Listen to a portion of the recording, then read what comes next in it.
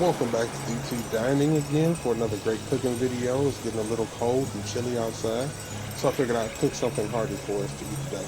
Today I'll be cooking the smothered pork steaks. I'd also like to take this time to give a special thanks to the people that have followed us up until this point and tuned in to the channel. I really do appreciate it, and I look forward to you checking me out in the future. Alright, let's cook something. Alright, well, you start with a baking sheet, of course, covered in some foil. And I got my pork steaks laid out on my cutting sheet for seasoning. And we're just going to season it with our special blend of seasonings, which is seasoning salt, black pepper, onion powder, garlic powder. Then we're going to flip our steaks over and we're going to repeat the same process on the other side.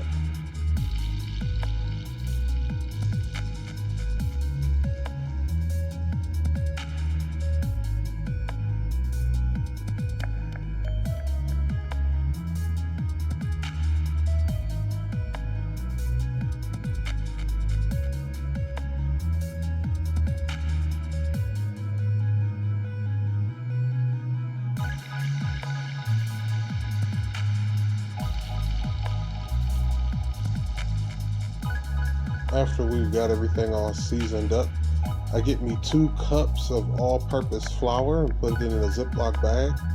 And then I also like to add seasoning to my flour, which is the same seasoning salt, black pepper, garlic powder, onion powder.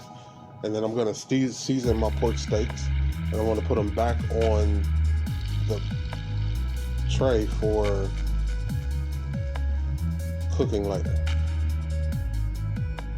I like to sit them in the refrigerator so that the flour kind of absorbs a little bit. It'll get tacky, a little bit translucent, and it'll just make for a nice crispy bread, and it doesn't fall off during the frying process.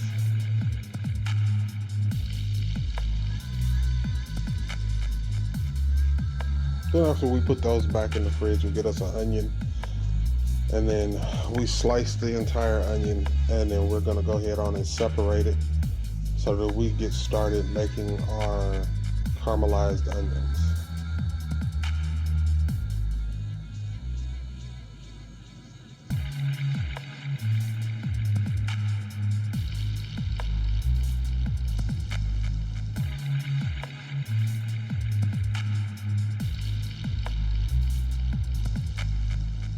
Once we're done with that, I'm going to go over to the stove where I have a skillet with some melted butter waiting in it for me. And we're just going to dump those right in.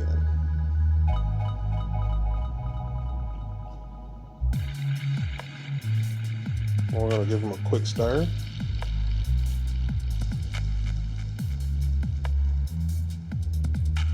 And we're also going to give those a dash of seasoning as well.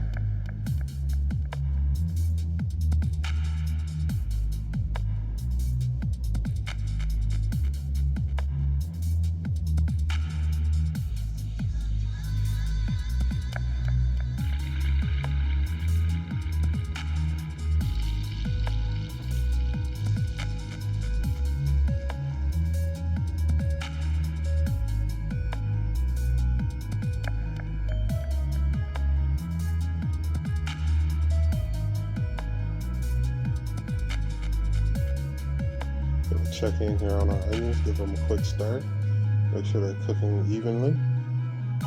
Turn the other side of the stove on so that I could move these over so that what I cook next you guys will be able to see in the camera. We're going to get us a little saucepan. We're going to add a tab of butter to that. We're also going to add about a tablespoon of garlic. And we're just going to let that go for a second, just until it starts bubbling.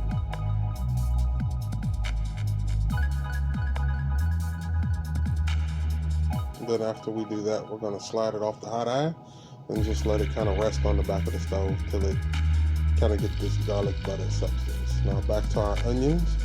We're going to deglaze these with a little chicken stock.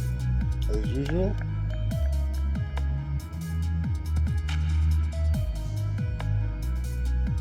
We're right back to the eye. Get those a quick turnaround.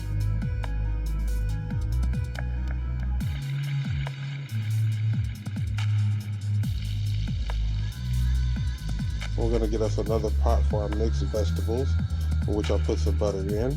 Also going to add another tablespoon of garlic.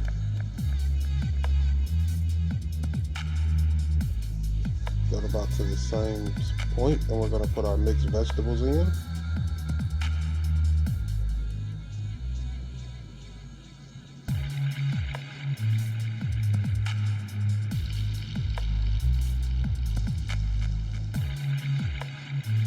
Get out a quick stir.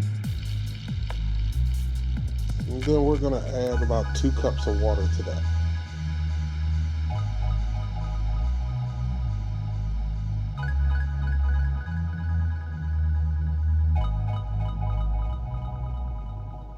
Now, what I did miss, unfortunately, I don't know how that got edited out, but seasoning, you want to be very liberal with the seasoning with these, because the water is going to dilute the seasonings quite a bit. So you want to stir that up.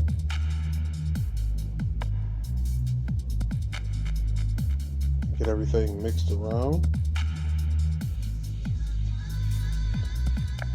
And I'm just going to shift eyes here real quick.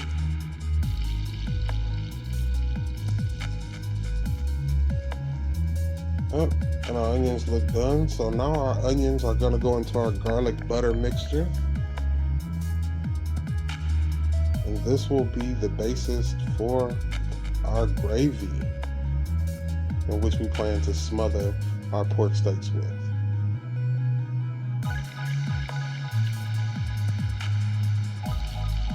And yes, it is time consuming and it does take a while, but man, is it worth the effort. It kicks it up 100 notches.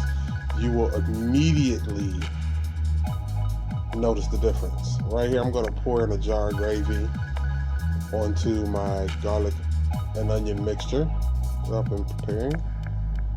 And then I'm going to add about a half a cup of water to that.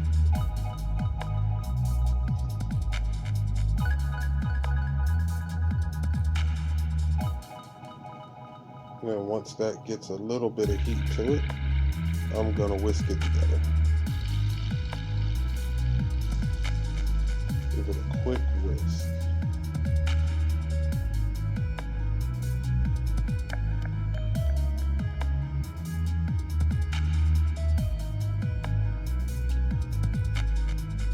Now I'm going to turn the small iron back on low again, and our gravy goes back over there to simmer.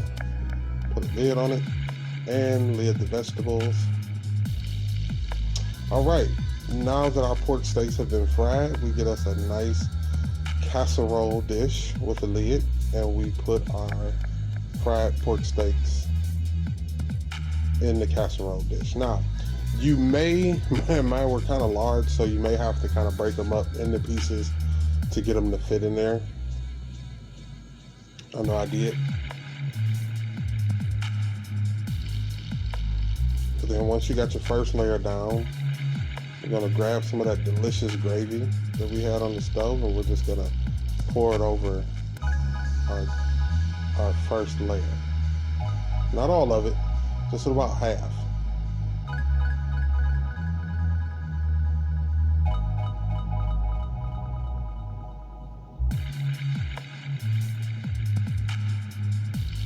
I know you guys like my festive spatula with my little snowman on it. Now you're going to add your second layer of pork steaks. And I've got to break this one up. This one was a little bit big, a little large. So we'll break him up to fit him in there. And then we're going to add the rest of our gravy and onions and garlic. Man, I wish you guys could smell the way this smells. It is absolutely wonderful. Alright, so now that we've done that and all of our gravy is on top of our pork steaks, we're going to add the lid to our rectangular casserole dish. And we are going to stick that in a 250-degree oven. And we're going to let that go for roughly 1 to 2 hours, low and slow.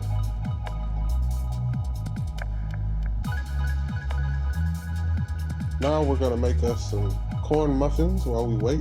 We got a box of cornbread, which I'm going to add 1 egg and 1/3 cup of milk to.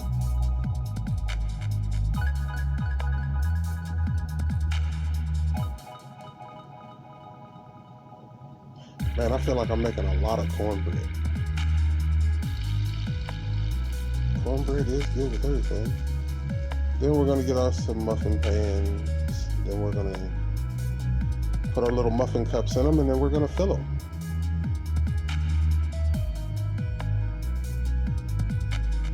And we're going to add our muffins to a 375-degree oven till done. Now I do this process to get the air bubbles out and to evenly flatten, distribute the cornbread mix so that they will cook nice. And here you go, there it is. And boy, does it look good. It smells even better. I can't thank you guys enough for coming, with me on this ride. I do appreciate it. Please stay tuned. There's definitely more delicious things to come. And you guys have a good one.